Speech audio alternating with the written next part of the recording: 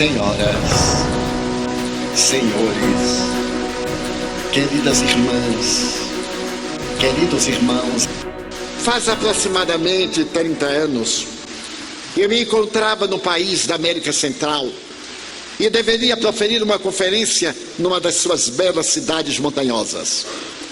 Os amigos que me levavam asseveravam que deveríamos ter um público de 4.000 pessoas, indígenas, de todas as regiões da fronteira com o México, com a Guatemala, com El Salvador e etc. E no dia em que nós fomos, fizemos uma viagem muito bela de automóvel até a cidade e veio uma tempestade como esta que nós tivemos. E isso me fez retroceder no tempo. E a tempestade era terrível. O meu anfitrião me dizia: Divaldo, quando chegarmos ao Palácio de Cristal, e eu imaginei o Palácio de Cinderela, o Palácio de Cristal daquela região, estava ansioso para entrar no Palácio de Metal, que deveria ser o nome, e não de Cristal. Mas bem, e a chuva não cedia. Então eu perguntei ao amigo: e a chuva? Ele disse: aqui é uma região tropical e é como o casco de uma tartaruga, chove, daqui a pouco está tudo bem. E a irmã chuva parecia que não gostava de mim, porque não houve Santa Clara que desse jeito. Eu só faltei colocar a vassoura de cabeça para baixo e a chuva torrencial. Então meu anfitrião me perguntou: você trouxe guarda-chuva? Eu disse: não, quando eu saí de São Paulo não estava chovendo. E assim por diante. É porque eu acho que a chuva não vai passar. Eu digo: eu acho não, eu tenho certeza que não vai passar. Depois de muitas idas e vindas, chove, não chove, eu digo: vamos de qualquer forma. É coberto o salão? Ah, é coberto. O Palácio de Cristal é coberto.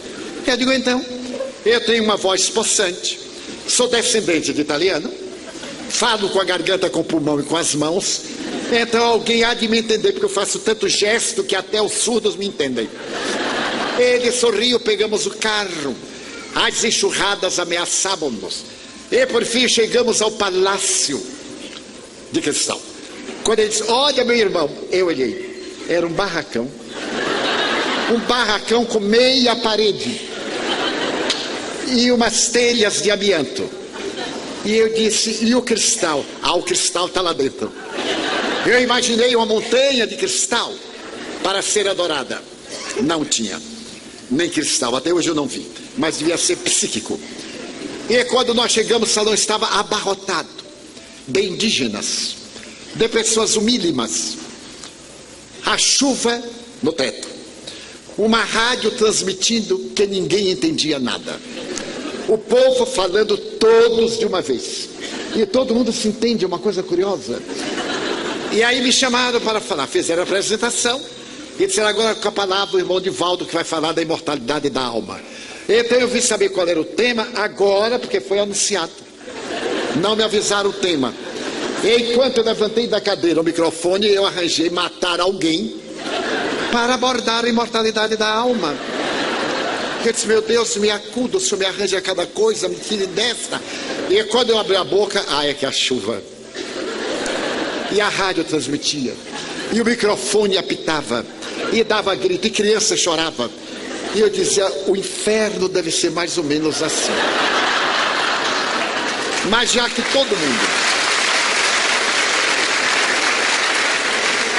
todo mundo estava desequilibrado, eu me desequilibrei também. E continuei falando. Então aconteceu uma coisa miraculosa: faltou luz. Um raio caiu lá em qualquer lugar, faltou luz, interrompeu rádio, eletricidade, microfone. E eu disse: graças a Deus, minhas preces foram ouvidas. E aí me sentei. E o meu anfitrião disse: aqui sempre falta luz. Tenha um pouquinho de paciência. Eu digo: não, eu estou com paciência, Pai Nosso, que não volte nunca mais. Por fim voltou a luz. Voltou a luz. E ele se aproximou do super microfone e disse: agora o irmão Divaldo vai continuar de onde parou. Eu não tinha a menor ideia de onde havia parado. Mas eu levantei E na vinda, eu digo, meu Deus, lá vou eu. E quando eu cheguei junto ao microfone, aquele ambiente de expectativa, aquelas pessoas humílimas, que não falam espanhol, alguns apenas, que falam o seu dialeto local. Eu então olhei e tive uma visão psíquica.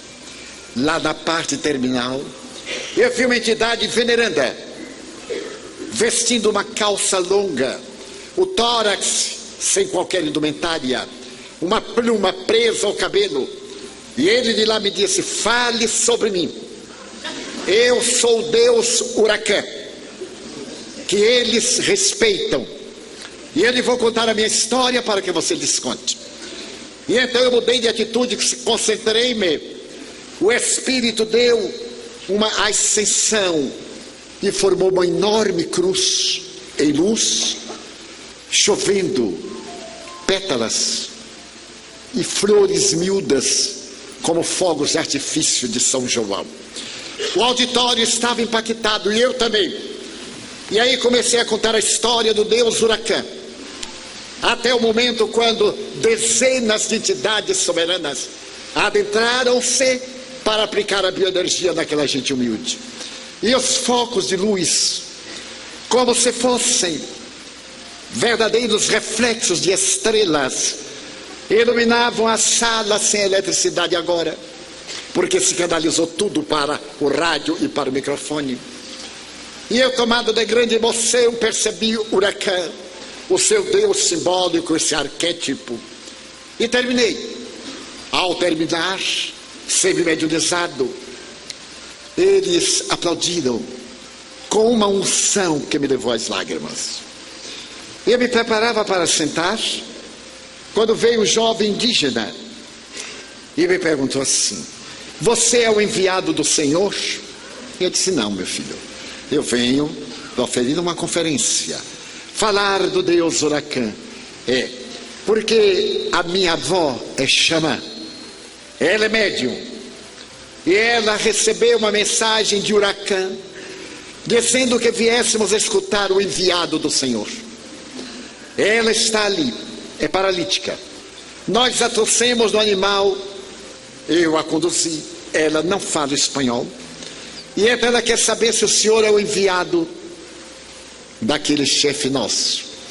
Eu perguntei, qual é a condição para ser o enviado do Senhor? Fazer uma cura. Eu disse, eu não sou nem o enviado, nem o esquecido. Porque como é que eu fazer uma cura? Mas uma cura a quem? Aquele rapaz que está ali. Eu tinha notado que no palco se encontrava um rapaz um tanto retorcido, mas não me deu maior preocupação. Eu disse, como é que eu tenho que fazer? Dizer para ele levantar-se e andar. Eu digo, ele está brincando. Mas eu não tenho a faculdade de curas. Expliquei-lhe numa linguagem bem singela. Mas se você é o enviado do Senhor, terá que fazer isso para nós vermos. E chamou a senhora que veio trazida pelo grupo da Taba. Eu me aproximei do rapaz, sou um homem de fé, mas não a este ponto. E eu perguntei, o que é que você tem? Paralisia. Se ainda fosse gripe. Mas paralisia. Eu disse, meu Deus, o que será de mim? E todos me olhando. E o enviado não sabia o que fazer. Mas observando o paciente, notei que ele era um obsidiado. Não era uma paralisia orgânica. Era um tipo de paralisia que eu também tive quando morreu meu irmão e eu fiquei impossibilitado de andar, o que me traria mais tarde o espiritismo ao tomar um passe e ser curado na hora. Então eu me recordei e percebi a entidade perversa que zombava de todos nós. Então eu perguntei ao rapazinho, você crê em Deus? No Deus Huracã. Eu digo, então, em nome do Deus Huracã, que é o representante do Pai Celestial, eu ordeno, saia dele, em nome de Jesus Cristo, e ande. Por pouco a dúvida não me perturbou, mas no momento eu tinha certeza Então eu vi o rapaz ter uma convulsão, como se fosse uma crise epileptiforme. Começou a babar, a debater-se. Quiseram ajudar, eu digo, não toca. E daí uns 3 a 5 minutos, ele entrou no estado de languidez, estendeu as pernas, levantou-se e andou. Quase que eu caí. Quando ele ficou em pé, eu perguntei, mas você era paralítico mesmo? Sim, senhor. Ele disse, então ande. E ele deu os passos oscilantes. E aí veio a senhora que me disse, é o representante do Senhor. Eu perguntei, mas como a senhora sabe? Porque o representante do Senhor traz a estrela do amor na alma.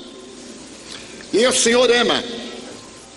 E a estrela do amor se apresenta como caridade. O Senhor não teve medo de fracassar. Então nós o respeitaremos a partir deste momento. Desnecessário dizer que foi a maior lição da minha vida. De imortalidade. E eu vejo os espíritos desde os 4 anos de idade. Como disse o Dr. Miguel, eu já psicografei 258 livros. Alguns deles em idiomas que me são totalmente desconhecidos.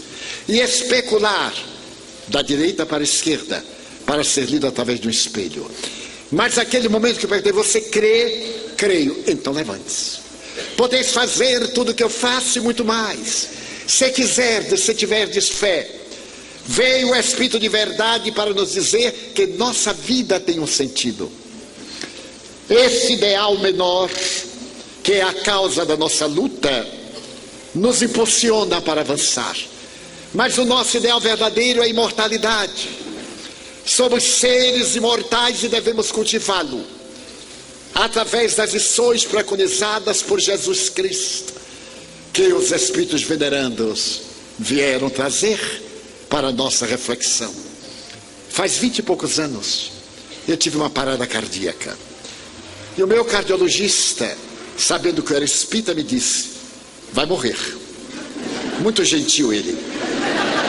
Você tem entre 28 e 30 e poucos dias, se mudar toda a sua vida. Alimentação, emoções, atividades. Não falar, imagina. Dizer a baiano para não falar. O que me faz recordar uma anedota italiana, que eu sei que aqui não tem italianos. Que 2 italianos caíram ao mar. E um perguntou para o outro, você sabe nadar? Não, nem eu. Então vamos morrer, vamos. E antes de morrer, vamos conversando. E conversando, chegaram à praia. Então dizer que eu não podia conversar. Fiquei deitado, aguardando a morte, alimentação especial, evitando emoções, com angina pectoris, tomando vasodilatador e aguardando a morte entre 28 e 32 dias. E eu dizia assim, meu Deus, tomara que a hora de hoje demore 2 horas. Era dia de sessão mediúnica. Para quem não sabe o que é o dia que nós nos comunicamos com os espíritos desencarnados através dos médiuns. É uma sessão de alto coturno para pessoas que conhecem a doutrina. Não é uma reunião banal, é um momento eucarístico nosso, de comunhão com a divindade. E eu estava deitado, funcionando como médium, fazia já 50 anos, e eu tinha que repousar. Quando me aparece o guia espiritual Joana de Ângeles, aos pés da cama, eu olhei o relógio, 10 para as 8. A reunião tem horário, pontualmente, 20 horas. E então ela me perguntou, que tens? Eu disse, não é possível que o meu guia espiritual não saiba o que é que eu tenho. Então ele respondia um pouco magoado, minha irmã, eu estou 95% morto. E ela respondeu, qual é o problema? Não está falando comigo que estou 100% morta?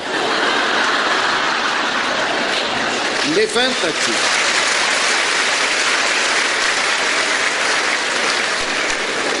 Levanta-te, vamos trabalhar. Eu disse, eu morro.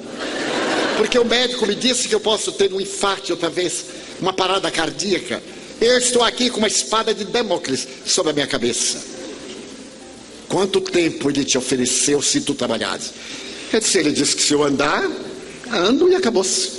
Então eu prefiro que tu morras trabalhando na ociosidade dourada de uma cama. Eu já vou para a reunião e te dou 5 minutos.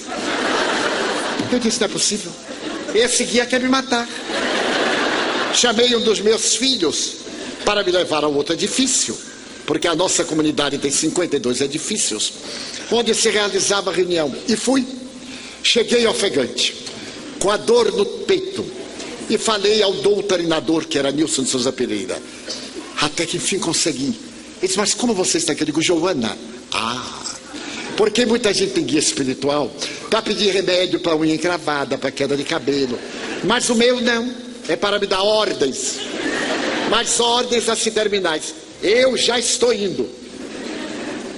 Ou no imperativo, vem tu, rápido. Eu digo, peraí um pouco, deixa a calça sapato, vem de pés descalço. Não dá tempo. Muito bem. Começamos a reunião. Para quem não sabe como é, diminuímos as luzes para ficar um ambiente agradável. Oramos, lemos um texto do Evangelho, comentamos. E logo começamos o transe. Vem uma entidade nobre, diz a reunião de que se tratará. Vêm os espíritos que sofrem, se for o caso, os que nos perseguem, os que têm sede de Deus. E há um diálogo terapêutico. Alguns médios psicografam, eu psicografo. E na etapa final vem o mentor dos trabalhos, dá a mensagem terminal, 1h30 depois, exatamente encerra. Eu fiz o transe, e quando eu acordei, olhei o relógio, 9h30. Então eu respirei, estava sem dor nenhuma. Aí eu cutuquei Nilson e disse, a dor passou. E como não sou de falar muito, eu digo assim, nossa, olha que benefício. Aí Joana apareceu no outro lado da mesa, e agora, cale esta boca pelo amor de Deus. Não retire as energias boas que lhe demos. Vá repousar. Eu fui repousar. Aqui estou, 20 e poucos anos depois. E o meu médico desencarnou. Eu fui ao enterro.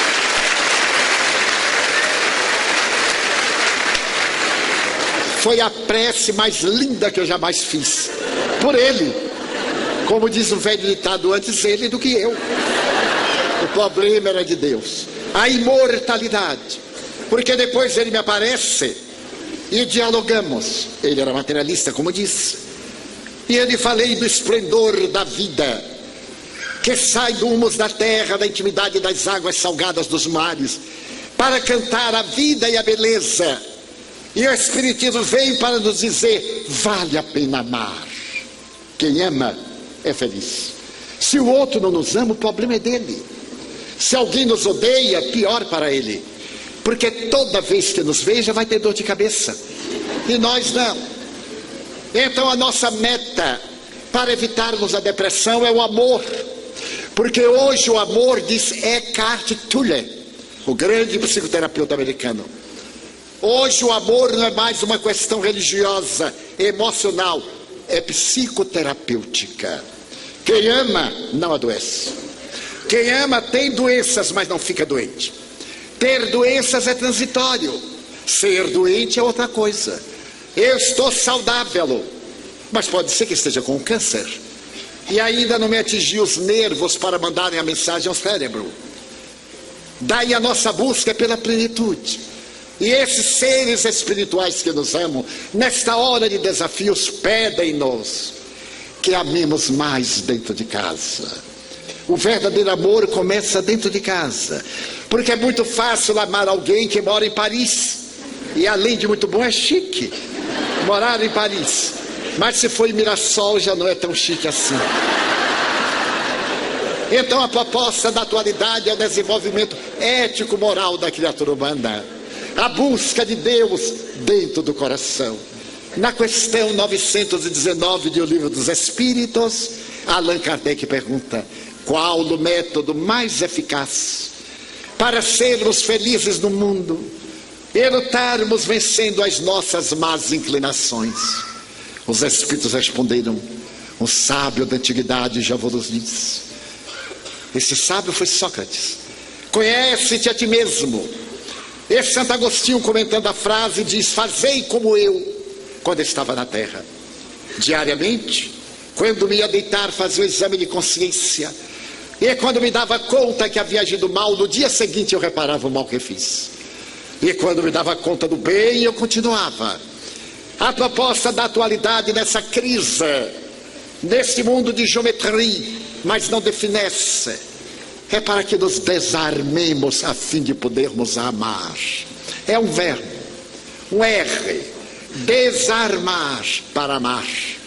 E amar neste sentido de construir um mundo novo, porque o mundo depende de mim. Quando eu me levanto, a sociedade se levanta comigo. Quando eu caio, a sociedade tomba com a minha queda.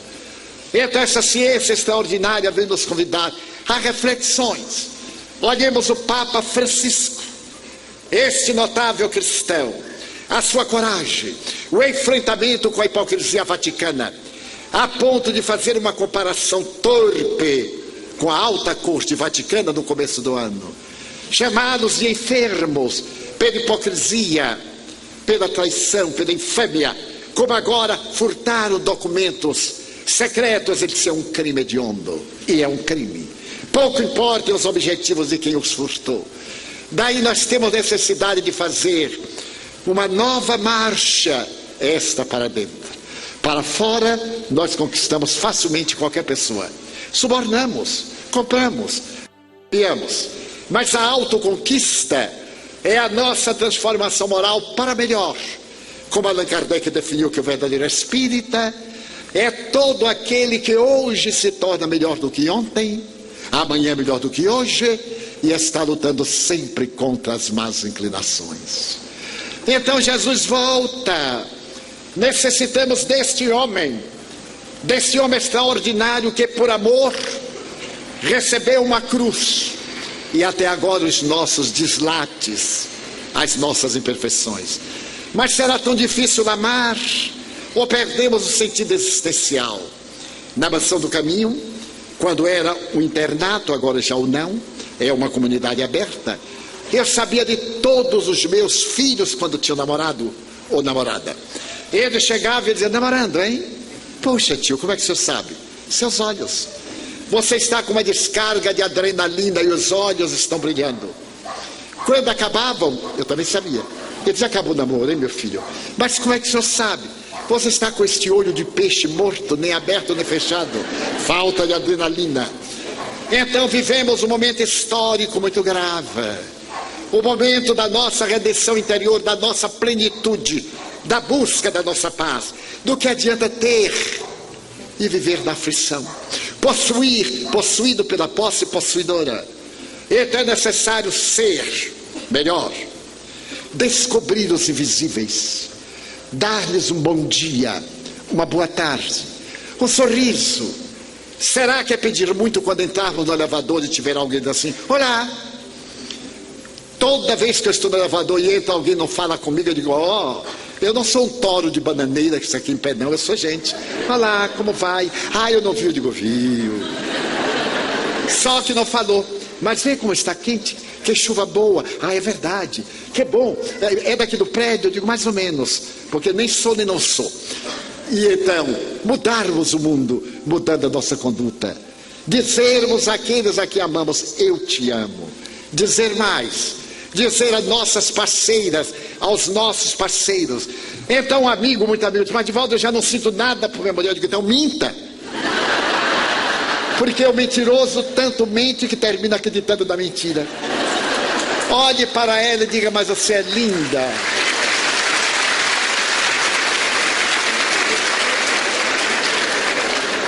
Em uma bela obra publicada por um autor da Broadway, O Cavaleiro Preso na Armadura, que é uma bela obra de psicologia, de libertação do ego, há uma pergunta em que o gênio pergunta ao cavaleiro: você amava sua mulher ou precisava dela? Ele: eu amava. Não, você usava, porque o seu amor não lhe dava aquilo que ela necessitava, que é ternura, que é carinho, que são palavras. É nada mais do que a convivência, a tolerância. Numa hora infeliz diz assim: eu te desculpo, eu te amo muito, podes fazer o que quiseres, não há que não fique desarmado. E se o homem conseguir ouvi da mulher uma palavra com 3 letras, bem, ele se derrete. Porque o homem é um ingênuo, coitado. Bem direcionado, dê a impressão que ele é que dirige a casa e dirige a ele. Tudo se resolve. Então o amor tem que encontrar lugar em nossa coletividade, a começar de nós. Pelas 1000 maneiras de encararmos o mundo, como está escrito em o Livro dos Espíritos 685, letra A. A educação libertará a sociedade, mas não a educação convencional que se adquire pelos livros, a educação moral, aquela que se dá em casa. Pais amarem filhos, darem menos instrumentos eletrônicos e mais presença, do que darem os aparelhos para se verem livres, porque muitos damos coisas porque não queremos dar-nos a nós mesmos, e ninguém educa subornando. A educação nos leva à coragem de dizer não, e acabou-se. Porque eu amo você, eu nego. Ah, mas o pai de fulano cede porque não o ama, quer ver-se livre dele, mas eu amo. Você não se verá livre de mim nunca. E se a pessoa for culta, ela pode dizer até bonito, você não se verá livre de mim, never. Então mudar a nossa estrutura, cantar o hino ao amor, à fraternidade, ao perdão. Quanta depressão por causa de mágoas. Vivemos sobrecarregados de mágoas, de queixas. A cada momento que eu encontro uma pessoa, diz, mas Divaldo, é sobre a última. Eu digo, qual a última? Porque são tantas últimas de uma vez. Eu não tenho WhatsApp, eu sou meio desligado. Portanto, eu não me ligo em nada que é desligado. Dessa forma, a pessoa conta uma tragédia. Você já imaginou o que fizeram comigo? Eu digo, o que você faz com todo mundo? Ah, mas eu não tenho mais direito do que os outros. Então eu imaginei durante a chuva, me recordando da cidade da América Central, de trazer o poema de Huracán para amar, porque vai chegar o momento em que nós voltaremos à pátria. A vida é muito célebre. Quando eu tinha 12 anos, eu olhava um homem de 20 e dizia, que velhote. Porque todo jovem tem a mania que vai morrer jovem, maluquice. Mas é maluquice dourada, é poeta. Quando eu completei 20 anos, eu olhei para o de 40 e digo, meu Deus, 40 anos, que coragem de viver tanto. Então eu completei 40, me olhei no espelho e digo, para 40 até que está bem. Saltei para o de 50, como é que vive meio século? Olha que meio século, são muitos anos. Aí eu completei 50, olhei para o de 70, digo, 50 está bem, mais 70. Arrastar os pés, colocar a dentadura no copo, na cabeceira da cama, não, de jeito nenhum. De repente eu me barbeava, era dia do meu aniversário, 70 anos, eu quase tive um surto depressivo. Olhei, 70 anos, Divaldo, 70 anos, que horror, fiquei com tanta pena de mim. Mas aí eu vi um velhote de 80, e quando eu estou para pegar o avião, que aquelas moças lindas têm preferência às grávidas, crianças de 2 anos até 2 anos, cartão verde, amarelo, roxo, cor-de-rosa, e o pessoal da melhor idade, e aí vem a melhor idade, eu viro de lado para não ver a melhor idade, porque eu adoro a pior idade dos 40 anos, mas a melhor dos 70, vantagem, não paga ônibus, olha que vantagem. Então eu fico olhando, e um dia uma jovem se atreveu a olhar para mim, o senhor quer entrar? Eu digo, sim, porque eu tenho cartão vermelho. Mas não cedi. De repente, eu completei 80 anos. Aí eu senti um peso. Mas eu vi um velhote que engoliu a bengala, durinho, de 90, e disse, olá, boy, espere por mim. Mas agora eu já estou com a meta de 120, por causa da ciência. Então,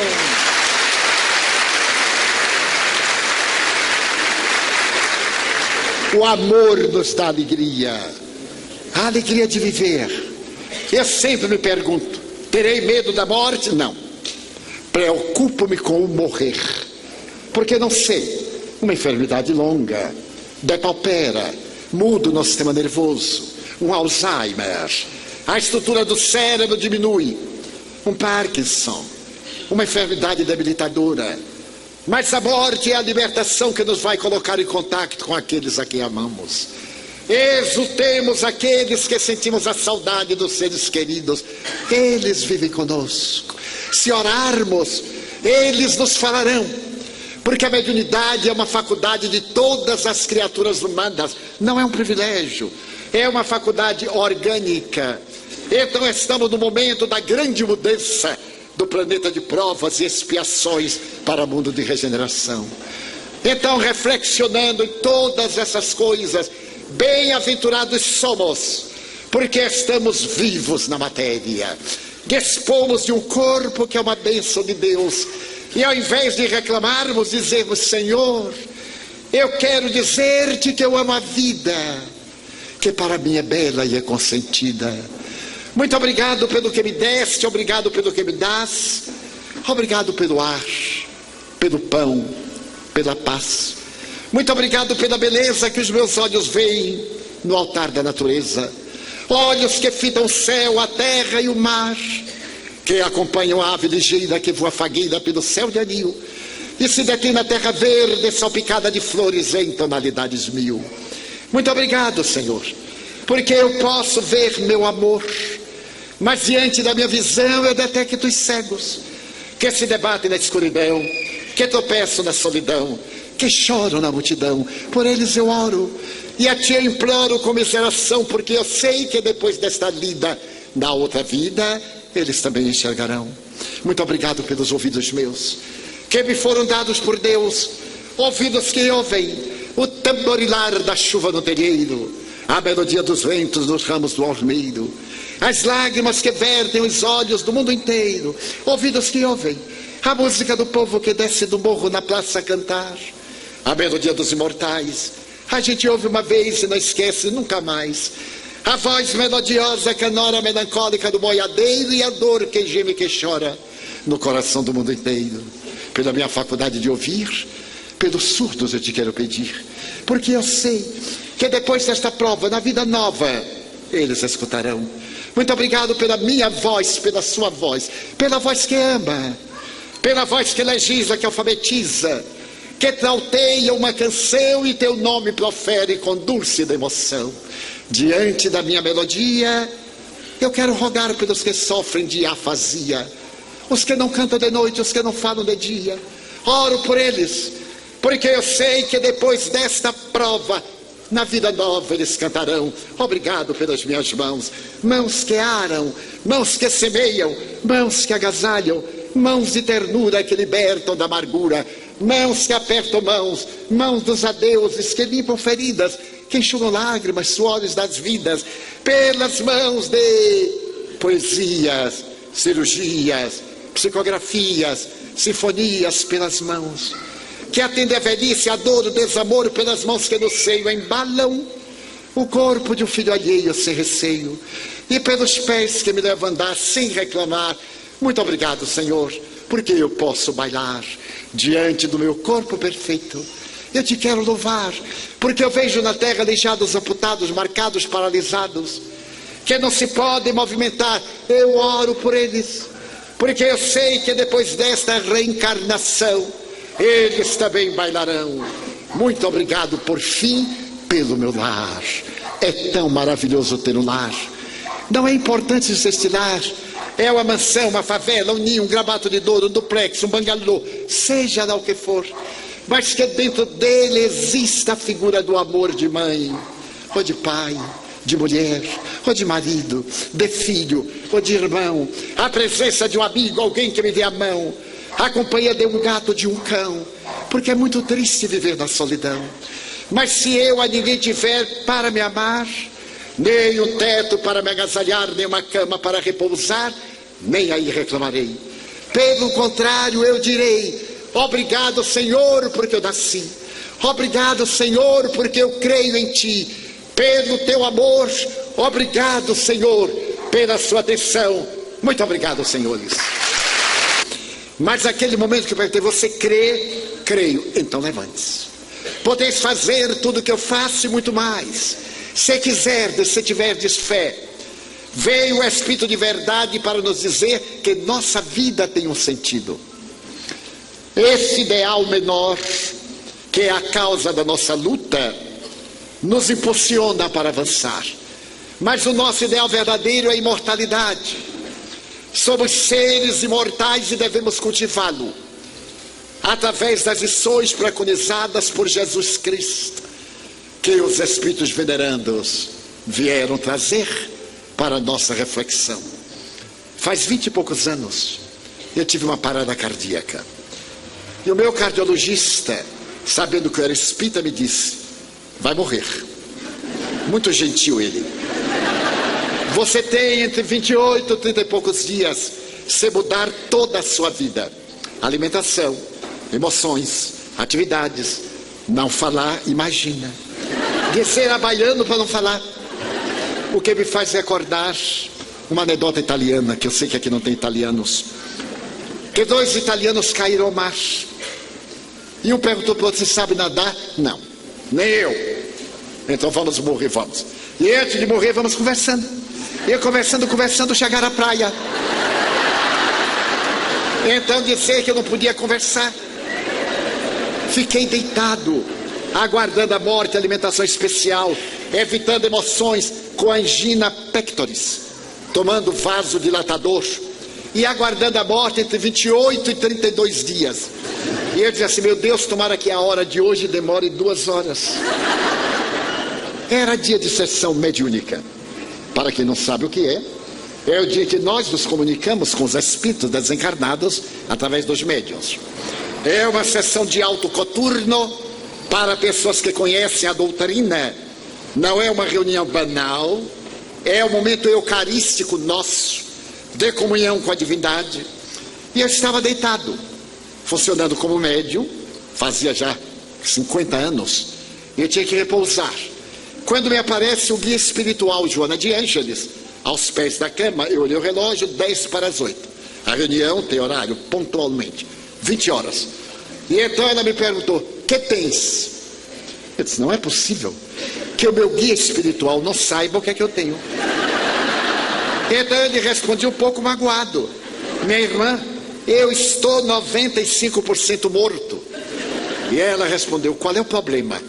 Não está falando comigo que estou 100% morta?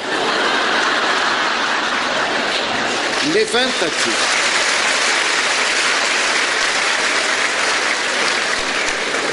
Levanta-te, vamos trabalhar. Eu disse: eu morro. Porque o médico me disse que eu posso ter um infarto outra vez, uma parada cardíaca. Eu estou aqui com uma espada de Damocles sobre a minha cabeça.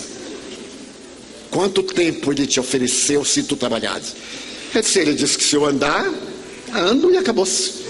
Então eu prefiro que tu morras trabalhando na ociosidade dourada de uma cama. Eu já vou para a reunião e te dou 5 minutos. Eu disse: não é possível. Esse guia quer me matar. Chamei um dos meus filhos para me levar a outro edifício, porque a nossa comunidade tem 52 edifícios, onde se realizava a reunião. E fui. Cheguei ofegante, com a dor no peito, e falei ao doutrinador, que era Nilson de Souza Pereira. Até que enfim consegui. Ele disse: mas como você está aqui? Eu digo: Joana. Porque muita gente tem guia espiritual para pedir remédio para unha encravada, para queda de cabelo. Mas o meu não, é para me dar ordens. Mas ordens assim terminais. Eu já estou indo. Ou no imperativo: vem tu, rápido. Eu digo: peraí um pouco, deixa calçar o sapato, vem de pés descalços. Não dá tempo. Muito bem. Começamos a reunião. Para quem não sabe como é, diminuímos as luzes para ficar um ambiente agradável. Oramos, lemos um texto do Evangelho, comentamos. E logo começamos o transe. Veio uma entidade nobre, diz a reunião de que se tratará. Vêm os espíritos que sofrem, se for o caso, os que nos perseguem, os que têm sede de Deus. E há um diálogo terapêutico. Alguns médios psicografam, eu psicografo. E na etapa final vem o mentor dos trabalhos, dá a mensagem terminal, 1h30 depois, exatamente encerra. Eu fiz o transe, e quando eu acordei, olhei o relógio, 9h30. Então eu respirei, estava sem dor nenhuma. Aí eu cutuquei Nilson. e disse: a dor passou. E como não sou de falar muito, eu digo assim: nossa, olha que benefício. Aí Joana apareceu no outro lado da mesa: e agora, cale esta boca pelo amor de Deus. Deus retire as energias boas que lhe demos. Vá repousar. Eu fui repousar. Aqui estou, 20 e poucos anos depois. E o meu médico desencarnou. Eu fui ao enterro. E então eu mudei de atitude, concentrei-me.